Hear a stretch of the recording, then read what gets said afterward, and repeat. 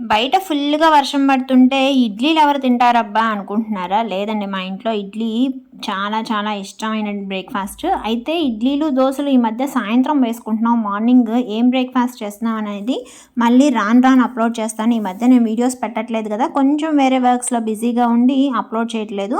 మళ్ళీ as usual మనందరం కలుద్దాం, మాట్లాడుకుందాం. మీరు కూడా మీ వంతుగా లైక్ ఇచ్చి, షేర్ చేసి సపోర్ట్ చేయండి. కొత్త వాళ్ళు ఎవరైనా ఛానల్ చూస్తుంటే మర్చిపోకుండా సబ్స్క్రైబ్ చేసుకోండి.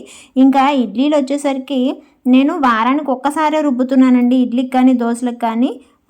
దోశలు మీకు అందరికీ తెలుసు కదా, జొన్నలతో చేస్తాను. ఇవాళ నార్మల్ ఇడ్లీ, ఇవి రాగి ఇడ్లీలు ఏం కాదు. నాకు ఎక్కువ రవ్వ ఇడ్లీలు ఇష్టం అండి. కొంతమంది బియ్యంతో కూడా చేసుకుంటారు. కోర్స్ అది ఇష్టమైన వాళ్ళు బాగుంటుంది. కానీ ఇవి మాత్రం మామూలు రవ్వ ఇడ్లీలే.